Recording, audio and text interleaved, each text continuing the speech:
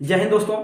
आज हम लोग देखेंगे संयुक्त राष्ट्र संघ की स्थापना के बारे में, लेकिन इसके पहले थोड़ा सा इसके इतिहास के बारे में देख लेते हैं। जो संयुक्त राष्ट्र संघ था, इसका निर्माण जो पहले जो हमारा प्रथम विश्व युद्ध जो हुआ था, तो प्रथम विश्व युद्ध के बाद जो अमेरिका के राष्ट्रपति थे, अमेरिका के राष्ट्रपति जो थे वुडरो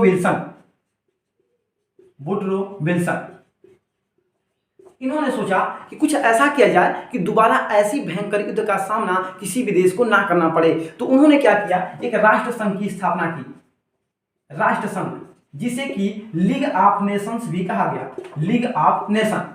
तो कभी कभी क्वेश्चन तो यहीं से बन जाते हैं कि लीग ऑफ नेशंस की स्थापना किसने की, तो वुडरो विल्सन ने की थी। लेकिन इन्होंने इसकी स्थापना सन 1920 ईस्वी में 10 जनवरी को की थी, लेकिन यह अपने कामों को करने में असफल रही, नाकाम रही।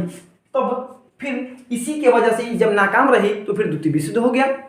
जब द्वितीय विश्व युद्ध जब हुआ तो फिर वहाँ के जो जितने भी जो शक्तिशाली देश थे, उन लोगों ने मिलकर एक ऐसा विचार किया कि मान लीजिए फर्स्ट वर्ल्ड वार हो गया, सेकेंड वर्ल्ड वार हो गया, लेकिन कुछ ऐसा किया जाए कि थर्ड वर्ल्ड वार ना हो। इसके लिए अमेरिका के जो राष्ट्रपति थे, अमेरिका के जो राष्ट्रपति उस समय के रूजावेल्ट ये यूएसए के राष्ट्रपति थे। ब्रिटेन के प्रधानमंत्री जो थे विंस्टन चर्चिल थे, यूके के ब्रिटेन के प्रधानमंत्री, और रूस के प्रधानमंत्री थे स्टालिन। इन तीनों लोगों ने मिलकर एक इसमें जो राष्ट्र संघ था इसमें संशोधन किया इसके नाम में, और इसका नाम बदल के रख दिया संयुक्त राष्ट्र संघ। और इसकी स्थापना की गई 24 अक्टूबर सन 1945 ईस्वी को। अब आ जाते हैं संयुक्त राष्ट्र संघ के बारे में कि संयुक्त राष्ट्र संघ की स्थापना कब की गई। तो इसकी जो स्थापना थी 24 अक्टूबर सन 1945 ईस्वी को की गई थी। इसीलिए प्रत्येक 24 अक्टूबर को संयुक्त राष्ट्र संघ की स्थापना दिवस के रूप में मनाया जाता है। इसका हेडक्वार्टर कहाँ है, मतलब मुख्यालय कहाँ है, न्यूयॉर्क में। और न्यूयॉर्क जो है एक मैनहट्टन द्वीप पर स्थित है। कहाँ पे स्थित है, अमेरिका के मैनहट्टन द्वीप पे स्थित है न्यूयॉर्क, एक द्वीप है। इसमें इसकी जो भाषा क्या है, जो संयुक्त राष्ट्र संघ है इसकी कार्य करने वाली भाषा क्या है, तो भाषा यहाँ पे क्या है कि जो संयुक्त राष्ट्र संघ है वर्तमान में 6 भाषाओं को मान्यता प्राप्त दिया है अपने यहाँ। लेकिन सिर्फ इसकी जो कार्यकारी भाषा है सिर्फ 2 है। कार्यकारी कहने का मतलब वहाँ पे जितने भी कार्य होते हैं सिर्फ 2 भाषाओं में होते हैं, एक है फ्रेंच और एक है अंग्रेजी। इसमें सदस्य देशों की संख्या कितनी है, तो सदस्य देशों की संख्या 193 है। जब हमारा संयुक्त राष्ट्र संघ जब बना था उस समय 51 देश थे, लेकिन वर्तमान में कितने देश हैं, 193 सदस्य देश हैं। और 193वां देश जो है दक्षिणी सूडान है। ये तो हो गया थोड़ा सा इसके बेसिक जो जानकारी है वो। अब जो संयुक्त राष्ट्र संघ है उसके 6 अंग हैं। कितने अंग हैं भाई, 6 अंग हैं। और 6 अंग को हम लोग यहाँ संयुक्त राष्ट्र संघ के 6 अंग के बारे में, पहला है महासभा, सुरक्षा परिषद, अंतरराष्ट्रीय न्यायालय, आर्थिक एवं सामाजिक परिषद, सचिवालय और प्रन्यास परिषद। इन सब से जो भी इंपॉर्टेंट जो क्वेश्चन बनते हैं उनको थोड़ा सा देख लेते हैं। महासभा जो है, महासभा में क्या होता है कि सभी देशों के प्रतिनिधि इसमें शामिल होते हैं और इसमें सभी देश अपना प्रतिनिधि भेजता है, इसलिए इसे दुनिया का लघु संसद भी कहा जाता है। दुनिया का लघु संसद भी कहा जाता है इसे। इसमें क्या होता है, इसमें जो होते हैं इसमें वर्तमान में इसके जो अध्यक्ष हैं अब्दुल्ला शाहिद हैं, जो कि मालदीव के एक राजनीतिज्ञ हैं। और लेकिन पूछे कि संयुक्त राष्ट्र महासभा की प्रथम महिला महासचिव कौन थी, तो वो थी हमारी विजयालक्ष्मी पंडित थी। अब सुरक्षा परिषद के बारे में देख लेते हैं। सुरक्षा परिषद को दुनिया का पुलिसमैन कहा जाता है। ये सबसे इंपॉर्टेंट है, सभी 6 अंग में सबसे इंपॉर्टेंट है। दुनिया का पुलिसमैन भी कहा जाता है इसे। इसमें क्या है कि इसमें 5 जो देश हैं वो अस्थायी इसके सदस्य हैं। इसमें 5 जो सदस्य देश हैं वो अस्थायी हैं, और 10 जो होते हैं ये अस्थायी होते हैं।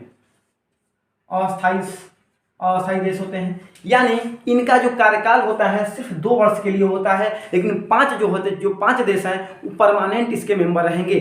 जैसे जो 5 देश हैं ये बड़ा इंपॉर्टेंट है, इसमें यूएसए है यानी अमेरिका है, अमेरिका के बाद है ब्रिटेन, फ्रांस, रूस और चीन। इन पांचों के पास वीटो पावर है, एकदम अपनी एक शक्ति है। और ये जो 5 जो देश हैं इनके पास बहुत सारी, सर जान लीजिए कि बेसिकली जो है इन पांचों के अंदर ही संयुक्त राष्ट्र संघ है इसका पूरा का पूरा कंट्रोल है। और बाकी जो 10 जो देश होते हैं ये अस्थाई अस्थाई होते हैं। इसमें वर्तमान में जो भारत है इन 10 देशों में हमारा भारत भी शामिल हुआ है, ये बड़ी ही गर्व की बात है। ये 2021 से लेके 2023 तक लेके 2023 के लिए यह भारत इसका मेंबर बना हुआ है, ठीक है। और इसके अलावा भी 9 देश और हैं। और तीसरा देखिए अंतर्राष्ट्रीय न्यायालय। अंतर्राष्ट्रीय न्यायालय, मान लीजिए कोई भी किसी भी देश का मुद्दा हो और वो यूएनओ का सदस्य है तो क्या करता है कि अंतर्राष्ट्रीय न्यायालय में अपने क्या करें मुद्दे को रखता है, ठीक है। अंतर्राष्ट्रीय न्यायालय में क्या होता है कि इसमें भी क्या होते हैं, इसमें भी 15 सदस्य होते हैं, इसमें 15 न्यायाधीश होते हैं। 15 न्यायाधीशों का जो कार्यकाल होता है इन 9 वर्ष का होता है, ठीक है। लेकिन इनसे जुड़ी कुछ बातें देख लेते हैं कि जो अंतर्राष्ट्रीय न्यायालय है, अंतर्राष्ट्रीय न्यायालय में भारत के पहले न्यायाधीश कौन बने थे, तो वो बने थे बेनेगल रामाराव। लेकिन अगर क्वेश्चन पूछ दे कि अंतर्राष्ट्रीय न्यायालय में पहले न्यायाधीश अध्यक्ष कौन बने थे, एक तो न्यायाधीश हो गया और एक पूछ दे कि अंतर्राष्ट्रीय न्यायालय में प्रथम न्यायाधीश अध्यक्ष कौन थे, तो वो थे नागेंद्र सिंह। और ये कौन थे अंतर्राष्ट्रीय न्यायालय में न्यायाधीश अध्यक्ष।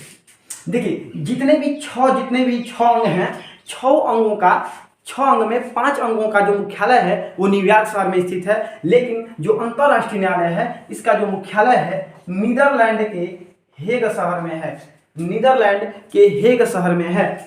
अब देख लेते हैं आर्थिक एवं सामाजिक परिषद। इसका जो कार्य है, इसका जो कार्य है, जैसे कि मान लीजिए इसी के अंतर्गत आईएलओ आते हैं, आईएलओ इंडियन लेबर ऑर्गेनाइजेशन आते हैं, यूएनएचसीआर आते हैं,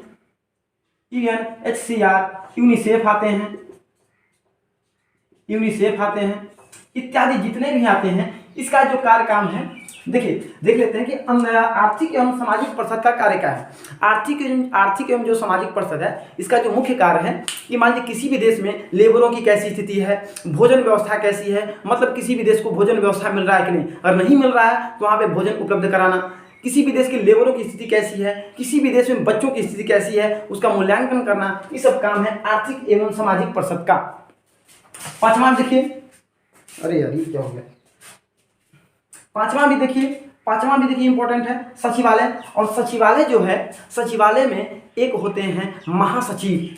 सचिवालय जो है ना ये संयुक्त राष्ट्र संघ के और में जो महासभा है, महासभा के डेली कार्यों का निपटारा होता है सचिवालय में। किसी भी देश का जो मुख्य काम होता है वो सचिवालय में ही होता है।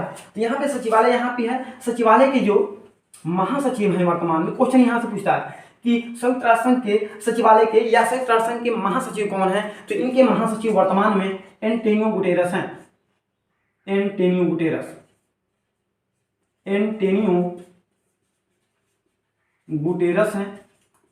गुटेरस जो कि पुर्तगाल देश से हैं, जो कि किस देश से हैं, पुर्तगाल देश से हैं। लेकिन क्वेश्चन आपसे अगर ये पूछ दे कि संयुक्त राष्ट्र संघ के प्रथम महासचिव कौन थे, तो वो थे त्रिगवेली थे। कौन थे? त्रिगवेली थे, नॉर्वे के थे। त्रिगवेली ये नॉर्वे के थे, लेकिन वर्तमान में एंटोनियो गुटेरस हैं। अब देख लेते हैं परन्यास परिषद जो लास्ट है। परन्यास परिषद का कार्य क्या है? परन्यास परिषद जो है, संयुक्त राष्ट्र संघ ने कहा कि मान लीजिए कि जो देश क्या है कि बहुत ही पिछड़ा है, उसको अपना शासन अपने देश की जो शासन व्यवस्था है उसको भी संभालने की शक्ति नहीं है, तो जो भी विकसित देश है वो क्या करें कि वहाँ के शासन व्यवस्था को संभालें। लेकिन जब वो अपना शासन व्यवस्था संभालने लायक हो जाएं तो उनको फिर अपनी शासन व्यवस्था दे दें। लेकिन जब तक वो शासन व्यवस्था संभालेंगे तब तक वहाँ के जो भी संसाधन हैं उनका उपयोग नहीं करेंगे ये लोग। मतलब मतलब कहने का मतलब कि जो देश होगा, मान लीजिए किसी देश की शासन व्यवस्था को संभाल रहा है, तो उस समय वह उस देश का नाजायज फायदा नहीं उठाएगा। बात समझा रहा है? चलिए, मतलब बस उसका उत्थान करना है, यही है प्रन्यास परिषद। लेकिन अब प्रन्यास परिषद का कार्य जो है लगभग समाप्त कर दिया गया है। तो चलिए ठीक है, उम्मीद करते हैं कि आपको कुछ समझ में आया होगा और कुछ सीखने को मिलेगा इस वीडियो से। चलिए तब तक के लिए नमस्कार, जय हिंद, जय भारत।